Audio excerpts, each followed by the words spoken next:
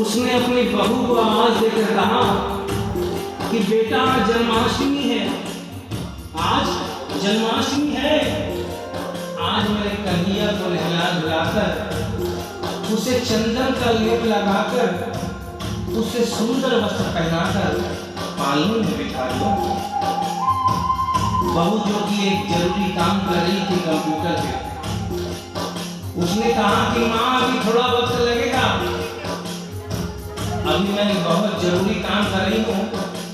जब 2-3 घंटे के बाद ये काम खत्म हो जाएगा तब तेरा जो काम है वो होगा।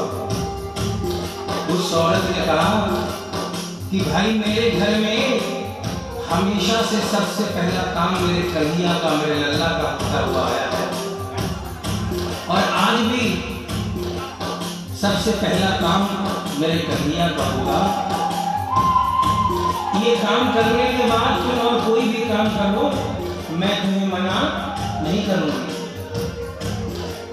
बहू को थोड़ा गुस्सा आ गया। उसने गुस्से में आकर, झुंझलाकर झटके से कन्हैया की मूर्ति को उठाया। मूर्ति हाथ से गिर गई, और जो भी मूर्ति हाथ से गिरी, उस औरत के दिल से आवाज आई, ओ लल्ला लल्ला पुकारे, हाय क्या जुल्म हुआ रे, बुढ़ापा बिगड़ गया जी, लाल मेरा कैसे गिरा रे। बुढ़ापा बिगड़ गया जी, लाल मेरा कैसे गिरा रे। और अपने बेटे को बुलाती है और कहती है क्या, जाओ डॉक्टर को लाओ, लाल का हाल दिखाओ, अगर इसको कुछ हो गया मुझे भी मार गिराओ। अगर इसको कुछ हो गया मुझे भी मार गिराओ। रोते रोते पागल हो गई, रोते रोते पागल हो गई, घर वाले परेशान, भगत के वश में है भगवान, भगत के वश में है भगवान। भगत के वश में है भगवान, भगत के वश में है भगवान।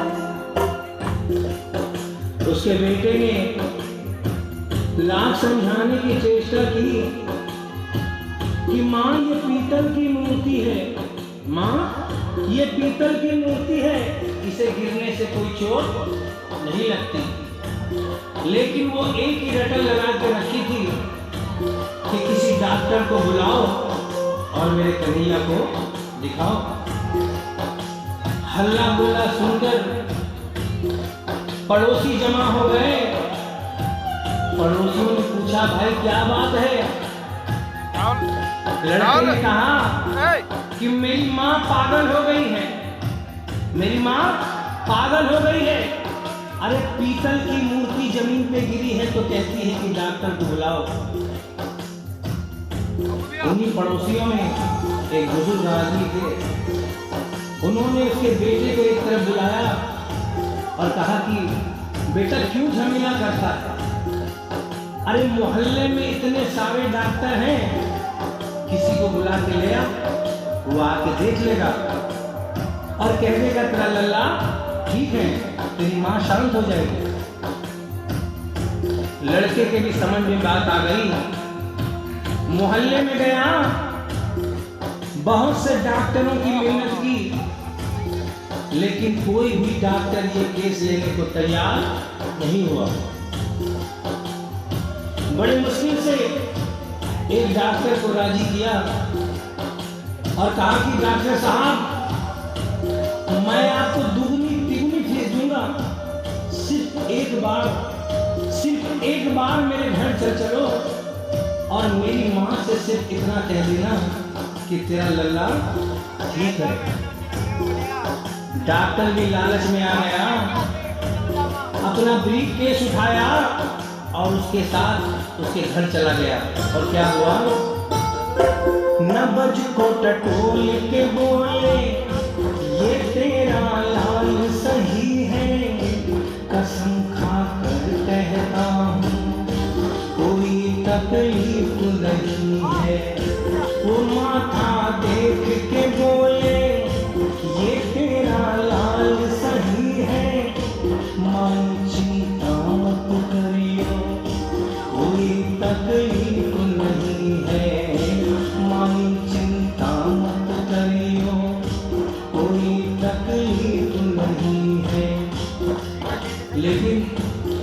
उस बुढ़िया माई को तसल्ली नहीं हुई।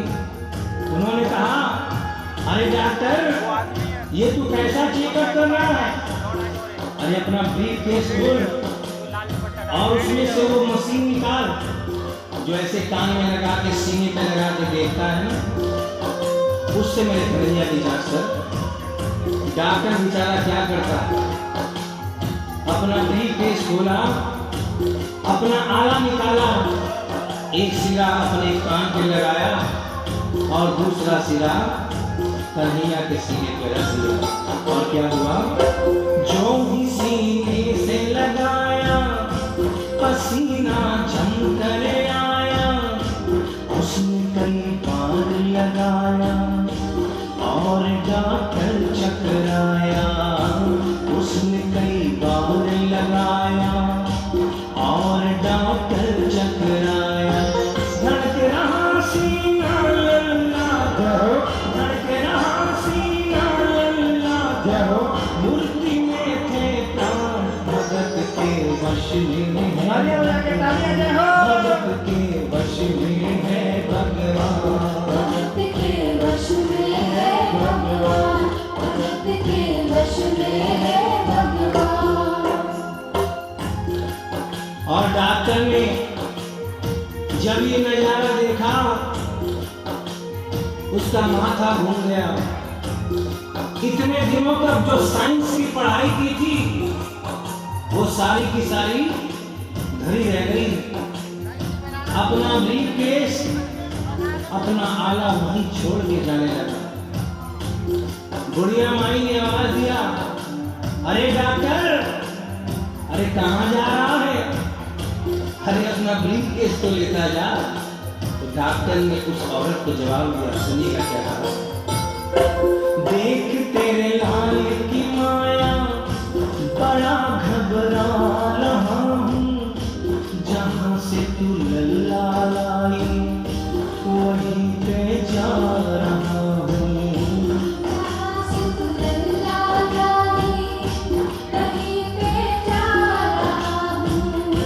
लाल तेरा जुग जुग जिए बड़ा एहसान किया है, आज से सारा जीवन उसी के नाम किया है, आज से सारा जीवन उसी के नाम किया है।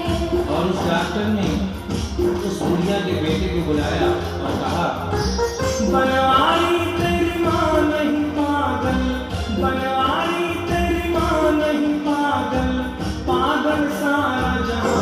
भगत के वश में है भगवान, भगत के वश में है भगवान।